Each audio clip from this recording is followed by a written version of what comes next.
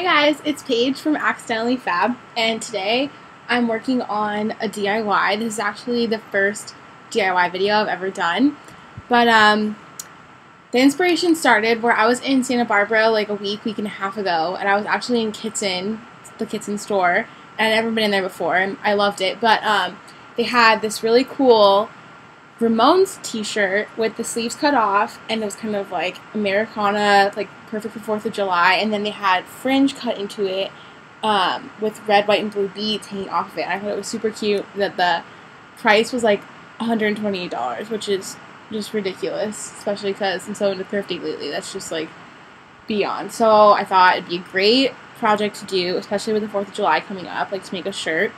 So originally, I was going to look for a cool shirt at like the Goodwill to do it too, like a white shirt, I could make it to a tank top, but then I was looking in my closet and I realized I just had something that I could do it like right from the start. So, this is the shirt that I am using. War is over if you want it. This is like a John Lennon quote. I got this shirt at Urban Outfitters for like, it was $5 like 5 years ago, 6 years ago. It's been one of my favorite shirts forever. But it's kind of gotten like kind of gross lately, like just the sleeves were kind of like all worn off, and so I thought it would be perfect to cut for this project. So cut the sleeves off.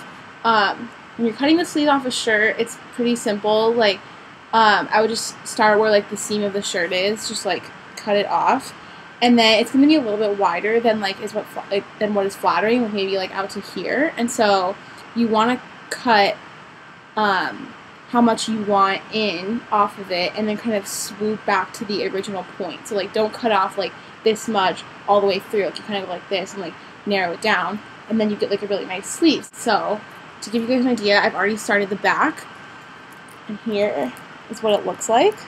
You can see how cool that came out. I only used red and blue beads because I didn't have any white beads, but if you wanted to use red, white, and blue for each strand, that'd be fine. You kind of like alternate through, but I figured like the shirt is white, it wasn't really gonna go showing. And you can see it goes red, blue, red, and then blue, red, blue, and like the whole back. And this is gonna look super cute. It's like summery, you know, like some skin showing through. On the back, you can see I cut it straight, and I didn't cut anything from the bottom of the shirt. Like I cut the original length. And then when this hangs over like in the back, it's kind of long. And since the whole like look right now is the high-low look, I want to do the same thing for this shirt, so kind of like higher in the front to like show a little more like skin, and then lower in the back. And that's actually how the inspiration shirt from Kitson looks too. I cut 3-inch strips of fringe, and the thickness I use is, let's see, I'll measure it, like about a 1/2 inch. That's like a 1/2 inch. Is what I did for the fringe. Like if you go any smaller than that, it kind of makes like the piece of fringe weak, but like if you wanted to go wider, that'd be great. The only problem when you go wider is it's like harder to get it through the bead hole. For the front, I'm going to do something a little bit different. I am going to cut, not starting from this point, but this one here. I'm going to cut like a slight curve and then make it go back down, so that I get kind of like a swoop and I get the like high-low effect. Okay, so just to show you, I just started with a 2-inch slit up the middle, and then I'm going to go from this point down here to that point in like a curve on each side. You can see, kind of made a little curve there. This is going to be super great. The next important thing to remember is that you're still going to cut all the fringe lengths the same, so that you have like the same gradual curve. Like if I cut, you know, just like to the old, like if I just cut like to this old fringe point all the way around, like the ones in the front would be a lot shorter, but I want them all to be the same length. So on this part, I'm going to be like more, pay more attention to cutting them all the same length, like all 3 inches.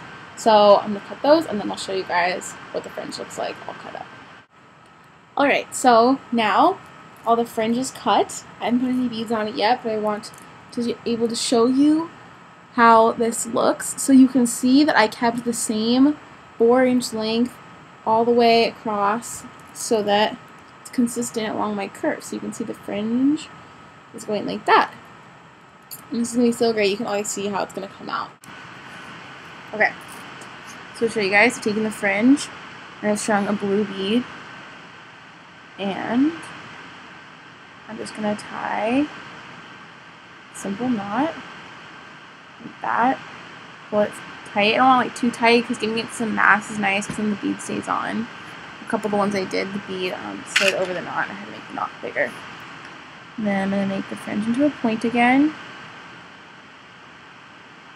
Slide the bead on, alternating the color, and then tie another knot like this. And finally, I'm going to go back to the blue bead here, string it on, and then to finish it off, this is the hardest knot to do because there's less to tie, but finish it off with a final knot, and then there are your fringes, like that. I'll show you guys how it looks when I got them all done. Alright, so here's the finished product. You can see all the fringe and the beads. It came out great, and then the higher cut in the front versus the back, it came out really good. So thanks guys for watching. After this, I'm going to show you how I would style it, and if you have any suggestions or comments, please feel free to leave them below.